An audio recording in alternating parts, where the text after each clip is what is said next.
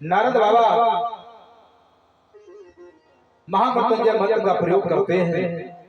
ओम त्र्यंबकम यजामहे सुगंधिं पुष्टिवर्धनम् उर्वारुकमिव बन्धनात् मृत्युर्मुक्षीयमामृता।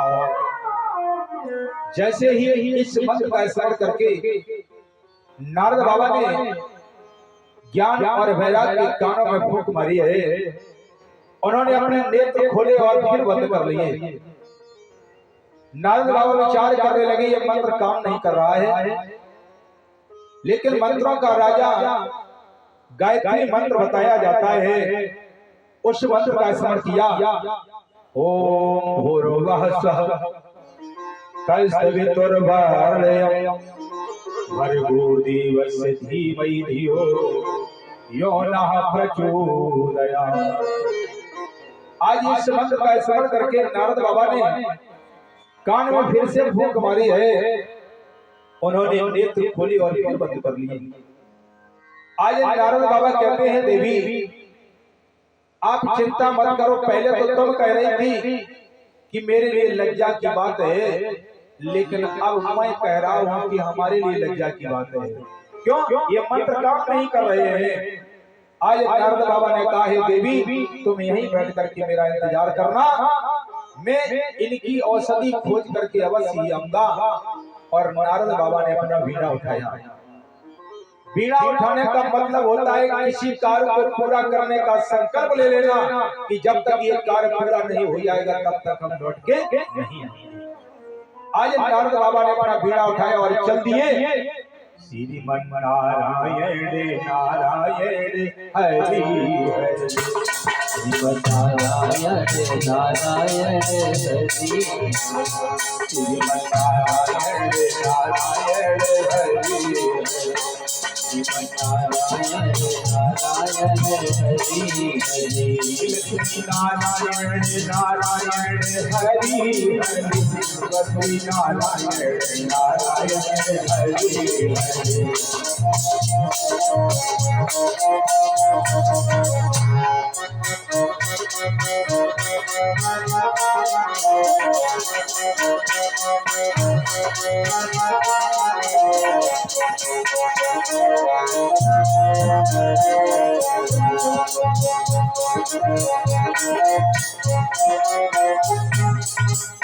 आज देवर्षि नारद बीड़ा बजाते हुए पहुंचे जहां पर शौनकाद ऋषि बैठे हुए हैं।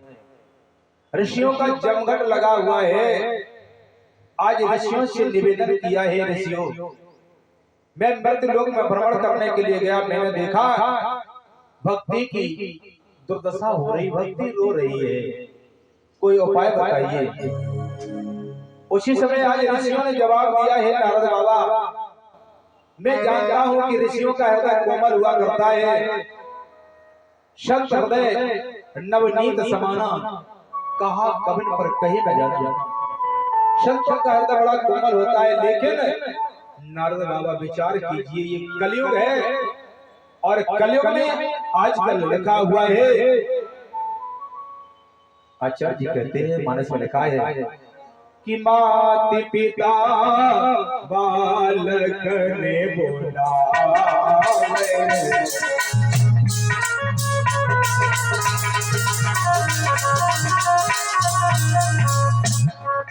माता पिता बालक ने बुलावे, उधर भरे कोई धर्म सिखावे।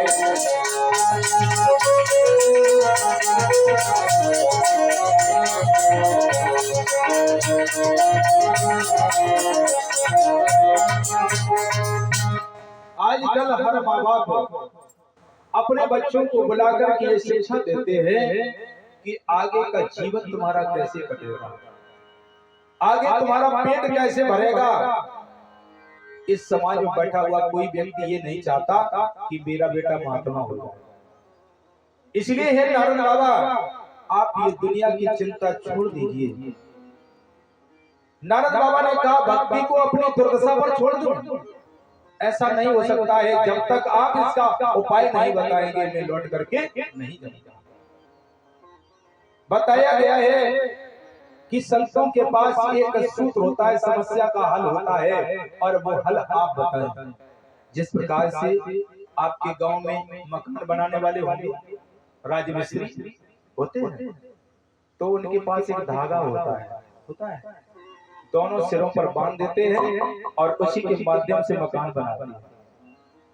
अगर उनसे वो धागा ले लिया जाए तो क्या मकान बनाएंगे तो टेढ़ा मेढ़ा बनेगा, सही नहीं बनेगा। आचार्य जी कहने लगे, समझाने लगे कि हे देवर्षि नारद, बताया गया है भागवत के जो शब्द हैं, अहमे वास वाग्रे नान्यद शत शत परम, मेरा ही वास है और कोई नहीं है। गीता में कहा गया है, एक को हम द्वितीया नास्ति, में अकेला हूं, दूसरा कोई नहीं है। लोग प्रश्न करते हैं कि हम किस देवता की पूजा करें, कैसे वो देवता हमको मिलेगा, देवता कितने प्रकार के होते हैं। जब भगवान कहते हैं एक को हम द्वितीया नास्ति, में अकेला हूं, दूसरा कोई नहीं है, मुझे जो जिस रूप में प्राप्त करना चाहता है मैं बन जाता हूं। जैसे आप के गांव में आपके जैसा कोई दूसरा है क्या? आपके स्वरूप का कोई दूसरा है? गांव में नहीं है। मेरे विचार से जिले में भी तुम्हारे जैसा कोई स्वरूप का नहीं है। जिला क्या, देश, विश्व में तुम्हारे जैसा कोई नहीं है। आपको जिस सांचे से परमात्मा ने बनाया वो सांचा तोड़ दिया। प्रमाण जरा विचार कीजिए, जब आपकी पत्नी आपसे मिलने को आती है तो उसके आप पति बन जाते हैं, भाई आता है तो भाई बन जाते हैं, पुत्र आता है पिता बन जाते हैं। आपसे जो जिस रूप में मिलता है आप भी तो बन जाते हैं। प्रमाण आपका अंगूठा एक है, आधार कार्ड में तुम्हारा ही लगता है, दूसरे का नहीं लगता, क्योंकि तुम्हारे जैसा अंगूठा इस संसार में दूसरा नहीं बना है। तुम्हारे जैसा कोई दूसरा है ही नहीं। भगवान भी कहते हैं एक ओम द्वितीया नास्ति, में अकेला हूं, दूसरा कोई नहीं है। जिस प्रकार से सोना एक होता है, उसके आभूषण अलग अलग तरीके के बन जाते हैं। वही नाक की नथनी बनती, गले का हार बनता है, कुंडल बनते हैं। उसी प्रकार से तब तब प्रभु धर विविध शरीरा, आए हरे सज्जन भव पीरा। प्रभु अवतार लेकर के आते हैं नाना प्रकार के रूप, जिस रूप की जहां पर जरूरत पड़ती है बन जाते हैं। वो एक ही है, दूसरा है ही नहीं। भगवान भी कहते हैं कि मैं भी अकेला हूं, दूसरा कोई नहीं है। मुझे जो जिस रूप में प्राप्त करना चाहता है मैं भी बन जाता हूं। नारद बाबा, अगर आपको भक्ति को फिर से उसके दो पुत्रों को जवान करना है तो सिर्फ एक ही उपाय है। वो क्या है कि सिर्फ श्रीमद् भागवत महापुराण, जिसका वैदिक विधान से पूजन करवाया जाए और इसको श्रवण किया जाए तो आपका जो ज्ञान सोया हुआ है वो जाग जाएगा, फिर से जवान हो जाएगा।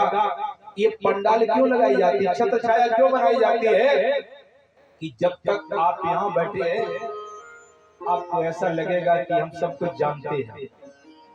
आप यहाँ से उठ करके चले जाएंगे तो पल्लू झाड़ खड़ा हो जाता है।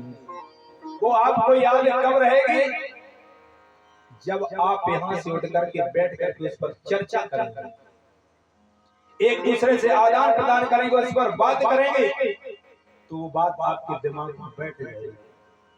और अगर यहाँ जाने के बाद फिर आपने उस पर चर्चा नहीं की, विचार नहीं किया, तो फिर वो कथा शून्य हो जाती है। इसलिए कथाओं को सुन करके सुन समझे मुदित मन,